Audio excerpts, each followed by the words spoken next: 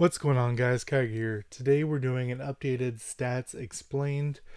Several stats have changed, as well as several have been added since my last one about 5 months ago, if you can believe it. But some of the calculations have changed. There's newer players that don't look at the older videos, so we're doing an updated one now. I'm going to say this every time this week. The volume has been changed. Let me know what you think about that, as well as where the camera is taking up this side. Let me know what you guys think down below. I might keep it this way, depending on what you guys think, but I'm going to be mentioning it every day this week to get your opinion. Now, starting on the first page, so we only have 3 stats on this page: HP, attack, and defense. These are the 3 highest weighted stats in the game. If you just want to increase your CP, you will get the most amount of CP from these stats. You'll actually get a disproportionate amount of CP based on the class you are playing. If you're playing a class based on HP, like Gladiator, you're actually going to get a lot more CP from HP than anything else, especially with Gladiator turning HP into attack, which is 2 of the 3 highest stats, as you see right here. If you have a class like Mechanician that cares a lot about defense, then you will get a lot of CP from a high defense. Stats matter more than CP, and while everything comes down to attack minus defense equals damage, which would be HP, then other percentage type stats like this page right here are going to be a lot more important and impactful. So we're going to go down the list. Your crit rate is crit plus your other crit rate bonuses equals crit rate. This is always going to go down as you level up, because your level is part of this percentage for some reason. We don't know the exact math behind it, but as you level up, it seems like the variable goes down, and then you actually end up losing 10-15% on these numbers, which is pretty crazy. Some people try to hold themselves at certain levels so they can hit certain numbers on their stats. Crit damage, exactly what it sounds like. When you crit, it does this damage. This is going to be, both of these are going to be very, very important for something like Marksman or Fire Echo, which guarantees crit from the actual Fire Echo. It will scale off of your crit damage. Crit immunity rate. So there are other things that play into effect here, but in general, it's crit rate minus crit immunity equals crit chance. So my crit rate, let's say I'm attacking myself here, I would have a roughly 40% chance to crit, 38% chance to crit. Now, once you go over 100% crit rate, as I am, the calculation is different. It then puts your block, me attacking you, your block into equation of that, but that is a high level stat analysis. Easiest way to look at it is if you're trying to do damage, crit and break. If you're trying to ignore damage, crit immunity and block. Block damage reduction is an interesting one because your base block chance will be 50%. It used to be 40%, now it's 50%. And what happens is, effectively think of this as adding on top of that base 50%. We're starting at 50%, then we're adding that 7, going off of this 7% there. So it's effectively 57% block. We're blocking 57% of incoming damage, and that will then get minused later on from the ignore block. So if we're at the 57% minus 16, now we're at 41%, right? Pierce will ignore a percentage of your opponent's defense when you are attacking, and protection rate ignores a percentage of that pierce. So right now with these numbers we're looking at in front of us, I am attempting to pierce 58% of your defense, and you are protecting against 45% of that. So I will be piercing 13% of your defense. It is a 1-to-1. It's not 58%, then minus 45% of 58%. Nothing like that. It's straight numbers minuses. Then we have damage increase, damage reduction. This is probably one of the most important stats in the game, both of these combined, because it affects literally everything. We will talk later about other versions of damage increase, damage reduction, but damage increase, damage reduction are the only two stats that affect fairy damage. Fairy damage done and fairy damage received. As well as other little things like your echo. Then we go into HP steal rate. A lot of people initially think of this as lifesteal. Actually, on the S version of the game, Southeast Asia S servers, I believe the translation over there is lifesteal. But on global and the N servers, it's HP steal rate. It is the rate that you steal HP. So I have a 40% chance to HP steal from my target. It is going to steal 40% of my damage done, or on a single target skill or basic attack, and it's going to steal 14% on a multi-target skill or basic attack. Now, what this effectively boils down to, even if a skill only hits one person, if it has a chance of hitting multiple people, it will be considered multi-target. For example, if I do a dash forward with the Lancer, and I only hit one person, that has a chance of hitting multiple people because it's a dash type skill, right? So it's only ever going to heal for 14% of damage dealt. Right now in the game, the only skill that is a single target is the marksman's multi-shot. And as far as basic attacks, all of them are single target, minus second or third versions of basic attacks, besides the empowered marksman basic attack where he does the shatter arrow, which is even though it's a basic attack, it is a multi-target basic attack.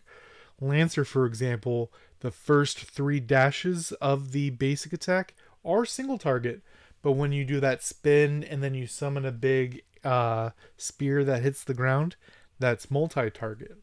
So you have to be a little bit careful of this. So it's chance that you will heal based off damage done. Once you have this, if you have a sword, then you'll have 60% kind of base, but once you go further in class advancement, you're going to get up to 80-ish%, maybe a little bit higher once you get to the 3rd page of class advancements. And for Lancer, you're going to get up to 60% base once you get up to higher level class advancement. Ignore block ignores a percentage of the opponent's block. It'll block 50% of incoming damage, so you're going to reduce 16% of that. Block recovery is a very interesting stat. Once you trigger block, you will heal a percentage of that blocked damage. So, and this is considered a healing effect, so it will be increased by the water echo or other healing bonus effects. Going on into the 3rd page, damage to boss increase, exactly what it sounds like. So damage increase will affect everything. Damage to boss increase only to boss. Damage from boss increase, exactly what it sounds like. Then we have the 4 elemental ones. You deal bonus damage to them being weak to a certain element. Remember, you have certain things like Chestnut Rose, which increases that amount. You also have Winter Cherry that gives them that weakness. So here, 62% can be very, very good. How you can get this stat up is going to be from your totems, primarily. Each of your slots that you put in for the totems, you're able to, you can have like a, it could either be a plus break or plus crit, but they could also roll each of the 4 elements on that engraved piece. So you can swap them out based on elemental weakness that you want for that day. A lot of people don't take it that far. Damage to adventures. Adventures are players, and that's very funny because the very next line is damage from players. Adventures and players are the same thing. It's just kind of weird that they put different names here. It's also weird that the font for boss up here is different as well. It's just very, very awkward. But these will work together with your regular damage increase, damage decrease, but not vice versa. Debuff Mastery is additional chance to hit your debuffs, like attack down, defense down, things like this. Debuff Resistance is your chance to resist that.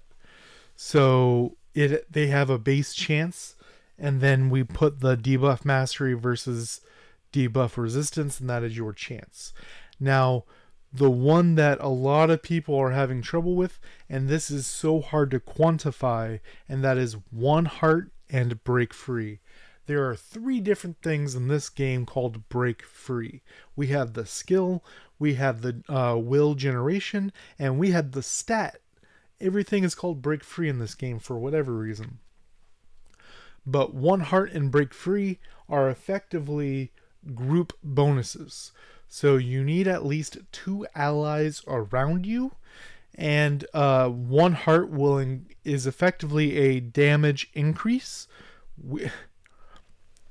So there's 2 schools of thoughts on this, and it's hard to quantify because most people you team up with, you would have other bonuses. So it's hard to tell the amount of the bonus and how this is working. So One Heart is the offensive bonus. So the way that I read it is this is 10.75% bonus damage for the 2 allies around me. Now, is it 2 to trigger? Do I get 10% per ally?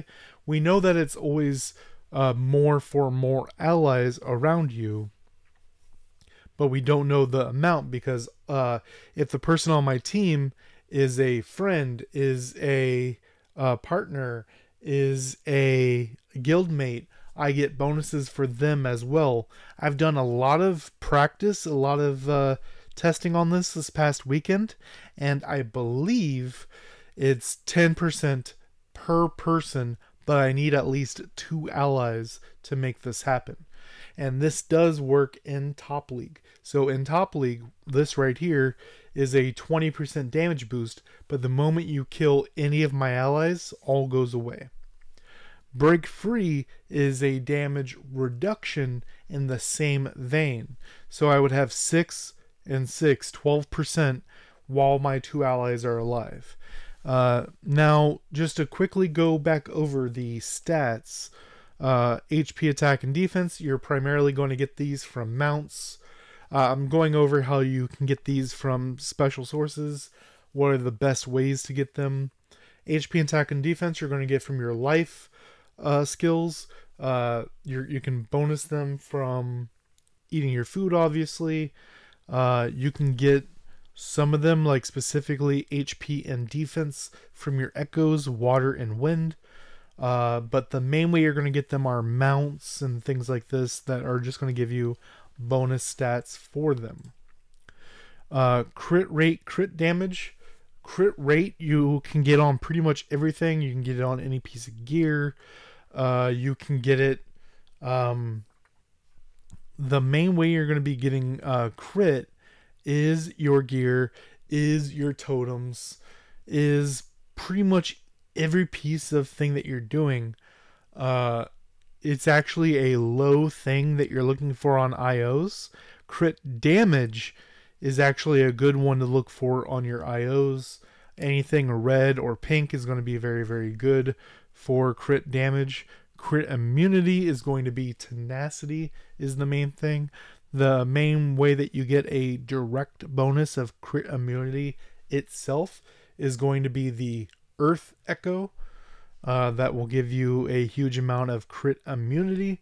But tenacity, there's a couple of fairies. Marigold is a big one that comes to mind. I don't know why I know that off the top of my head. But there's some good fairy bonuses that give that. Tenacity is also a good one to look for on your will bonus stats. If you can't get a percentage, it's a decent stat. Because a lot of people build crit. Block. There's not a whole lot of great ways to get block minus. I seem to be getting really high rolls of block from my gear. But if you want block and tenacity both, then you would have the will core skill. No, blanking on it. The will core skill, God Bless, which will give you a bunch over time. Block damage reduction and block recovery is primarily from the guild skill bonus. Break is going to be, like I said, up here. You can also get that from these right here. Not really one that you're looking for on those, but pierce, protection, damage increase, damage decrease, all four of them are things that everyone's looking for on their IOs. Very, very important stats. HP steal rate is a scam for the most part. Everything you get from your class advancements is all you need.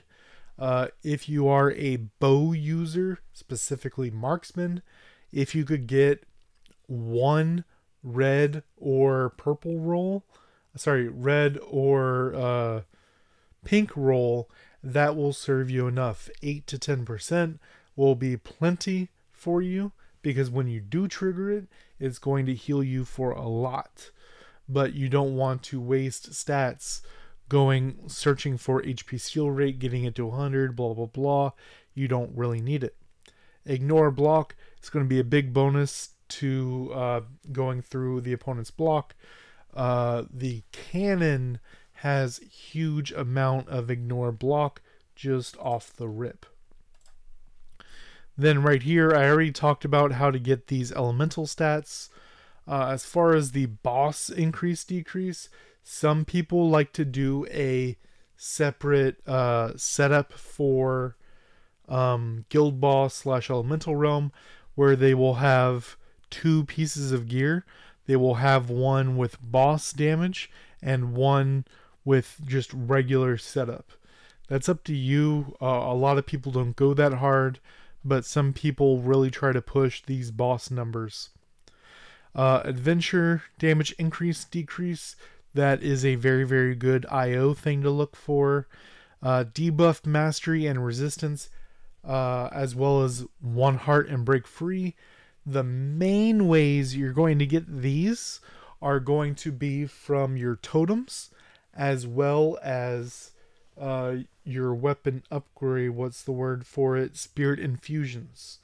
Looking at it right here, your weapons, once you get them to red, debuff mastery and one heart, and then your belt and boots will be break free and debuff resistance. Now, that is just a quick breakdown of all the stats and how they work together and where to get them. Let me know what you guys think down below, and until next time, guys.